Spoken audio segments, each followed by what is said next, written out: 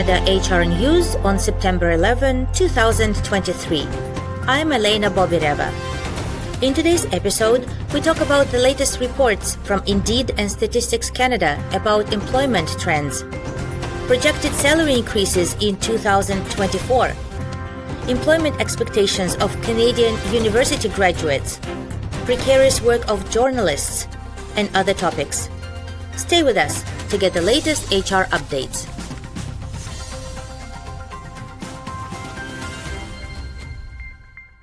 According to Indeed, Canadian job postings continued their gradual decline in August, falling to 29% below their early 2022 peak, though still up 23% from their pre-pandemic level. Falling job postings and cooler posted wage growth suggest slower momentum for the labor market ahead, but also taking pressure off the Bank of Canada for further interest rate hikes. Advertised salaries continue to grow faster among lower-paying jobs, led by retail and customer service, both of which stood above 5% year over year. Meanwhile, posted wage growth has slowed more sharply in mid-paying occupations over the past 6 months, including in driving and construction. Statistics Canada announced that employment rose in August by 40,000 jobs. This increase in employment was outpaced by population growth of 103,000. The unemployment rate was unchanged at 5.5%, following 3 consecutive monthly increases in May, June, and July. Employment increased among core-aged men and women aged 25 to 54 years old, while employment declined among women aged 55 and older. Jobs were added in professional, scientific, and technical services and construction sectors. They declined in education services and manufacturing.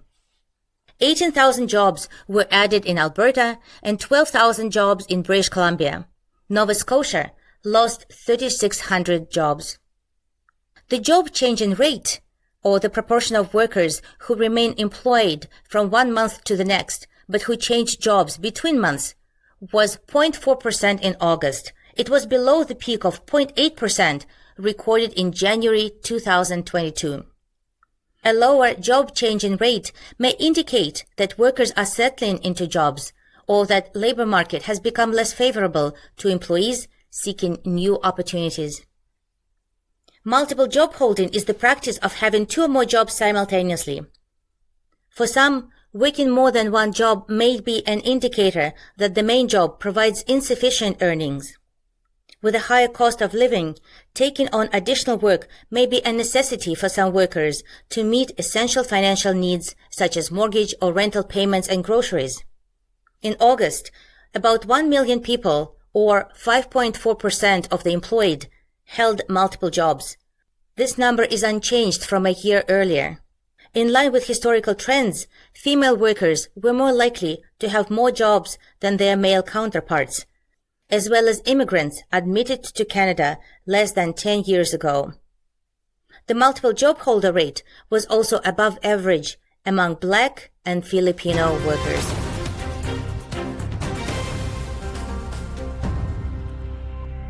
According to a report from Universum, Canadian college and university students do not prioritize a company's support for diversity and inclusion or gender equality in their career decisions. Universum, an employee brand research company, surveyed more than 28,000 Canadian students to understand their career goals, aspirations, and perceptions of 200 employers worldwide. Even students who self-identify as visible minorities did not select support for diversity and inclusion as one of the top attributes they're looking for in an employer this year. Similarly, female students are not prioritizing an employer's support for gender equality as a priority in their employer choices. Instead, students value high future earnings. This year, students from Canada are expecting at least $67,000 in salary before bonuses, and high future earnings is the single most important attribute when considering a potential employer. 80% of students say they are interested in working remotely at least part of the time. Given economic uncertainties, business students are prioritizing stable industries like banking, auditing and accounting, and management consulting. Flexible work and work-life balance remain top priorities, which is a sign that these two issues are non-negotiable for many young people. Continuing with compensation topic, Normandin Baudry reports that Canadian workers are forecast to receive an average salary increase of 3.6% next year.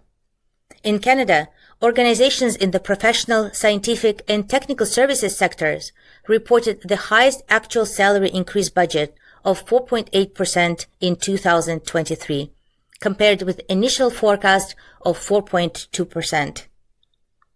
Current economic conditions present challenges for organizations. Unemployment rate remains low. It is 5.5% in Canada compared to 4.9% for the same period last year.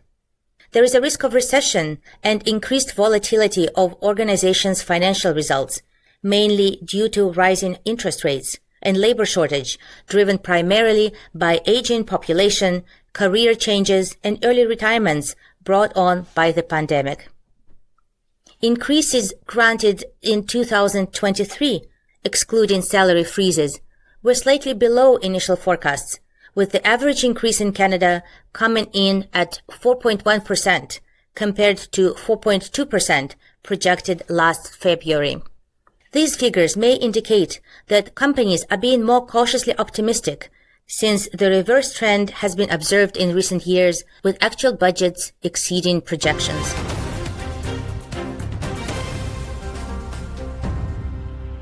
Canadian Association of Journalists is concerned that fewer and fewer journalists have full-time jobs.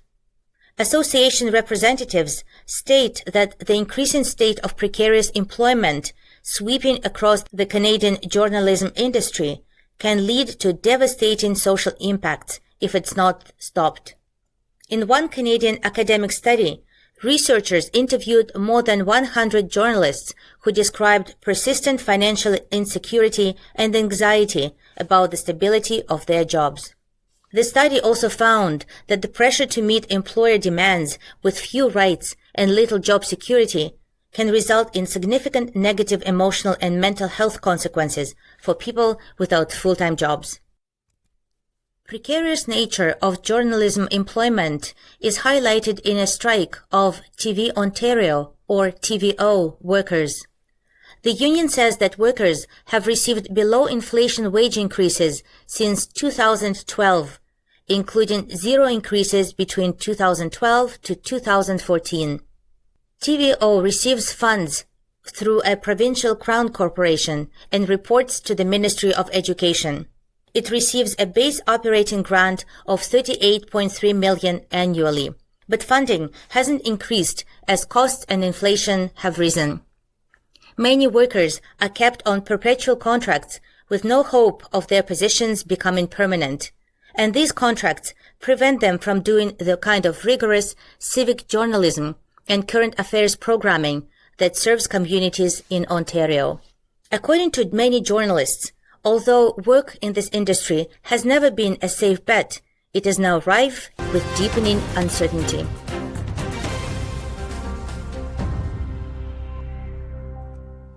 Saskatchewan will kick off its first national healthcare recruitment tour later this month to promote employment opportunities, benefits, and incentives available in the province.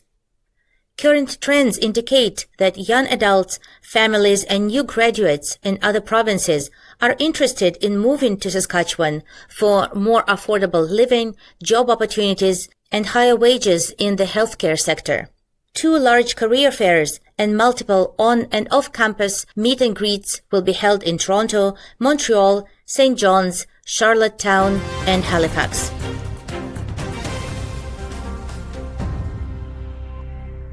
In observance of the International Day of Clean Air on September 7, fellows announced results from a recent U.S. and Canadian survey around workplace wellness. The survey, canvassing 1,100 US and Canadian workers who work on-site indoors at least one full day a week, reported that only 25% of Canadian respondents characterized the air quality in their workplace as very clean. Respondents whose workplace was not considered very clean identified the following factors contributing to poor air quality, including stagnant air or inadequate circulation, humidity levels, manifestations of mold, stains, dust, and airborne particulates, and perceptible odors. Only 37% of surveyed workers reported that their employer had made air quality improvements in the last year. The top change that employees noticed was the addition of air purifiers. Around 1 in 3 respondents stated they would consider leaving their employment due to concerns associated with poor indoor air quality.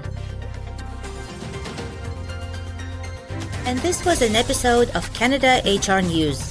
Please leave us a rating and a comment in Apple Podcast. You can also find us in Google Podcast, Spotify, and on your other favorite platforms. For more information on the topics discussed today, see the episode description and connect with us on X at CAD HR News or LinkedIn at Canada HR News Podcast.